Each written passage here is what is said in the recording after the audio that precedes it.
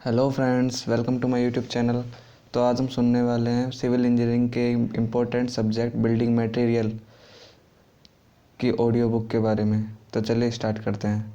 तो सबसे पहले हम जो टॉपिक उठाएंगे या फिर जो चैप्टर उठाएंगे उसका नाम क्या है?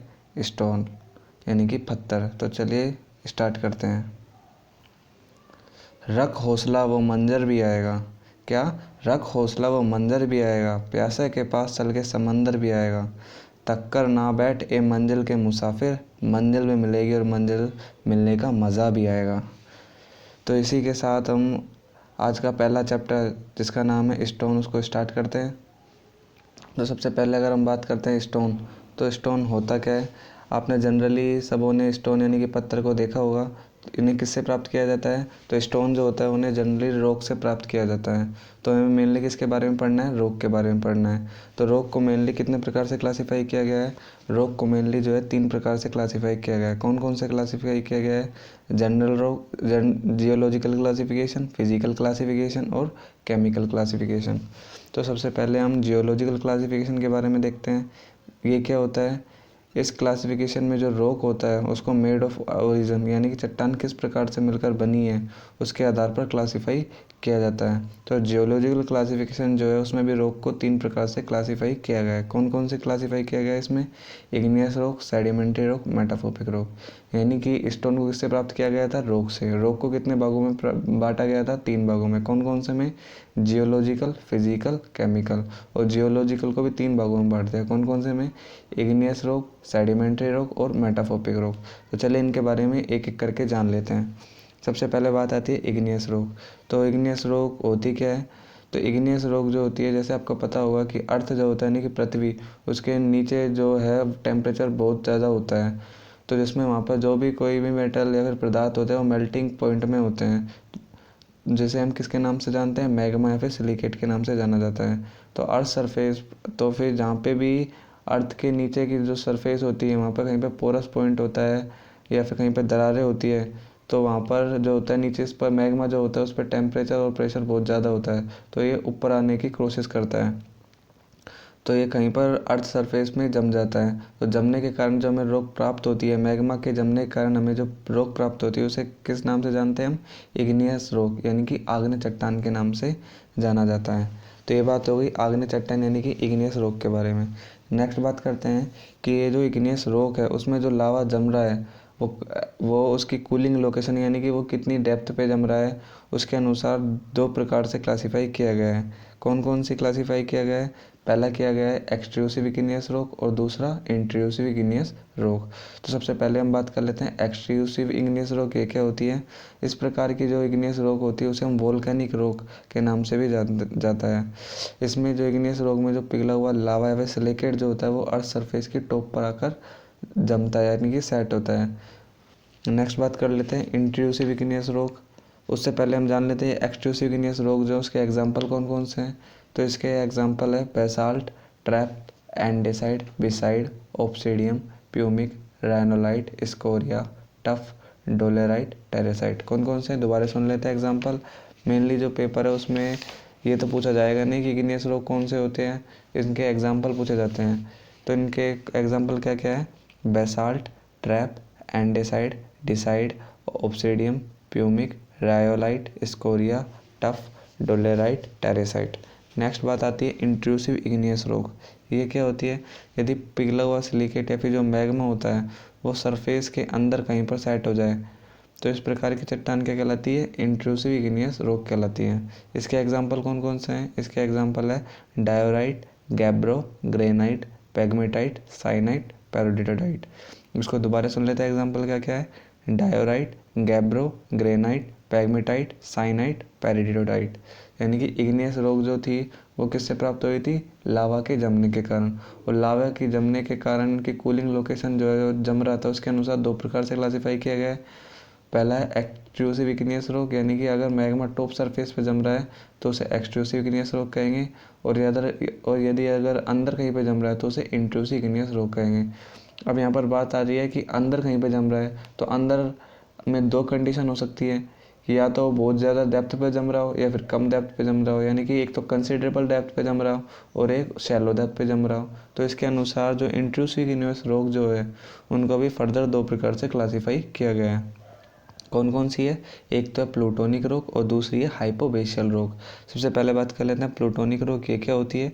यदि पिघला हुआ सिलिकेट अर्थात जो मैग्मा होता है वो अर्थ सरफेस में अत्यधिक गहराई यानी कि कंसिडरेबल डेप्थ पे जाकर सेट हो जाए तो इस तरह की चट्टान क्या कहलाती है? प्लूटोनिक रॉक कहलाती है। नेक्स्ट बात कर लेते हैं हाइपोबेशियल रॉक। ये क्या होती है? यदि पिघला हुआ सिलिकेट यानी कि जो मैग्मा होता है वो अर्थ सरफेस में कम गहराई पर जाकर सेट हो जाता है या कि यानी कि जम जाता है तो इस प्रकार की जो हमें रॉक प्राप्त होती है उसे कौन सी रॉक के नाम से जाना जाता है? हाइपोबेशियल रॉक के नाम से जाना जाता है। अब नेक्स्ट बात आ जाती है जियोलॉजिकल क्लासिफिकेशन में दूसरे प्रकार की रॉक कौन सी है? Sedimentary rock. ये क्या होती है? तो चलिए इनके बारे में जान लेते हैं। सेडिमेंट्री रॉक क्या होती है? यह चट्टान जो होती है जो प्री एडजस्टिंग रॉक होती है यानी कि जो पहले से प्रकृति में विद्यमान रॉक होती है उनका वेदरिंग एक्शन के कारण डिकम्पोजिशन होने के कारण बनती है। जब ये चट्टानें जो होती हैं इनका डिकम्पोजिशन यानी कि विघटन होता है तो इन्हें ट्रांसपोर्ट एजेंसीज यानी कि मेनली वाटर ट्रांसपोर्ट एजेंसी में कौन कौन सा आ जाता है?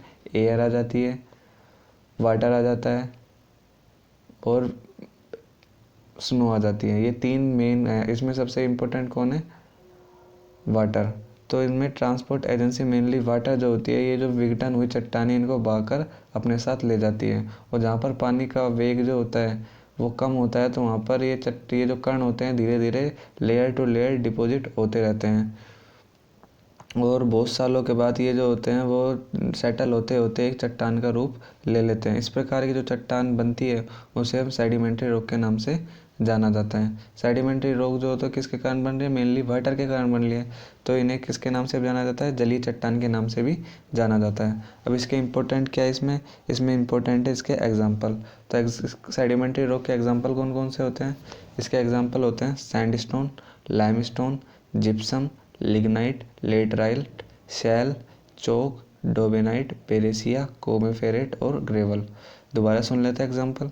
Sandstone, limestone, gypsum, lignite, laterite, shale, chalk, dolomite, breccia, conglomerate और ग्रेवल। इसके बाद नेक्स्ट रॉक जो आती है वो कौन सी है? मेटाफोपिक रॉक। मेटाफोपिक रॉक क्या होती है?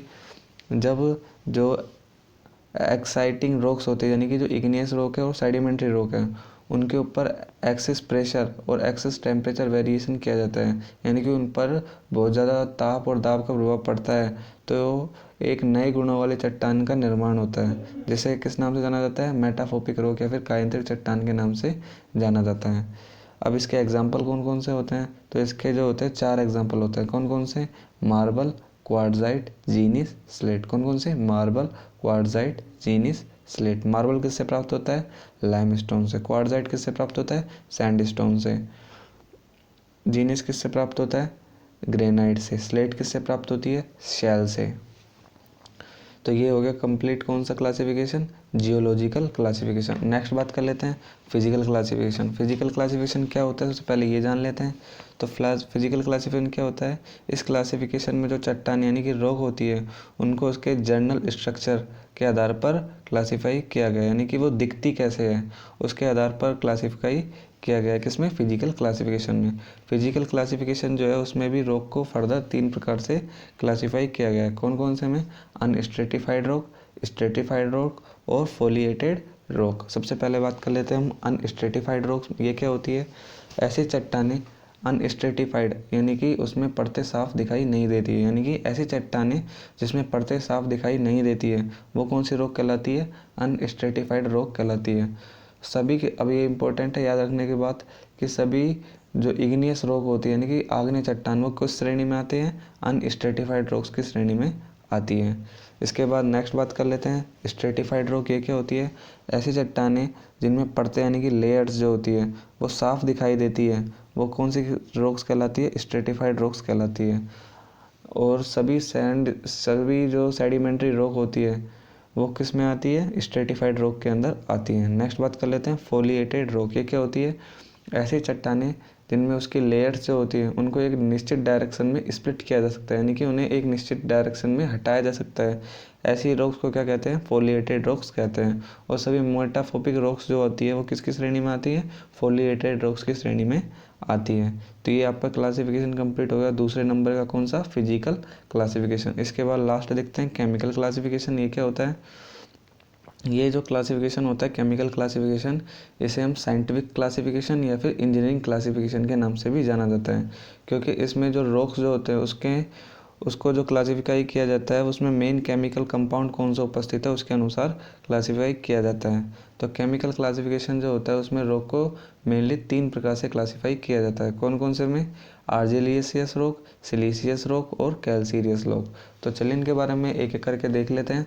सबसे पहले बात कर लेते हैं आर्जिलियस रॉक क्या होती है, क्योंकि हमने देखा था केमिकल क्लासिफिकेशन में किस प्रकार से क्लासिफाई कर रहे हैं? मेन कंपाउंड के अनुसार। तो आर्जिलियस रॉक जो होती है उसमें मेन कंपाउंड क्या होता है? क्ले या फिर एलुमिना। तो आर्जिलियस रॉक में मेन कंपाउंड क्या होता है? क्ले या फिर एलुमिना। इसका एग्जांपल क्या है? इसका एग्जांपल है स्लेट, लेटराइट, क्योलिन। क्या है? स्लेट, लेटराइट और क्योलिन। नेक्स्ट बात कर लेते हैं सिलीसियस रॉक। तो सिलीसियस रॉक में मेन कंपाउंड क्या होता है? मेन केमिकल कंपाउंड होता है सिलिका। क्या होता है? सिलिका। इसके एग्जांपल क्या क्या है? इसके एग्जांपल है सैंडस्टोन, क्वार्ट्जाइट और ग्रेनाइट। क्या क्या है? सैंडस्टोन, क्वार्ट्जाइट और ग्रेनाइट। नेक्स्ट लास्ट बात कर लेते हैं कैल्सीरियस रॉक। तो कैल्सीरियस रॉक क्या होती है? इनमें मेन कंपाउंड क्या होता है? CaCO3 यानी कि कैल्शियम कार्बोनेट या फिर CaO यानी कि कैल्शियम ऑक्साइड। नाम से ही पता चल रहा है कैल्सीरियस रॉक यानी क्या होगा? कैल्शियम के कंपाउंड हो गए, कैल्शियम कार्बोनेट या फिर कैल्शियम ऑक्साइड। इसका एग्जांपल क्या है? लाइमस्टोन और मार्बल। क्या है? लाइमस्टोन और मार्बल। तो ये आपका रॉक का क्लासिफिकेशन कंप्लीट हो गया, जिसमें हमने पढ़ा था जियोलॉजिकल क्लासिफिकेशन। जियोलॉजिकल क्लासिफिकेशन हमने पढ़ा था इग्नियस रॉक, सेडिमेंट्री रॉक और मेटाफोपिक रॉक। उसके बाद हमने देखा था फिजिकल क्लासिफिकेशन, जिसमें हमने देखा था अनस्ट्रेटिफाइड रॉक, स्ट्रेटिफाइड रॉक और फोलिएटेड रॉक। और लास्ट देखा था केमिकल क्लासिफिकेशन, जिसमें हमने देखा था आर्जिलियस रॉक, सिलीसियस रॉक और कैल्सीरियस रॉक।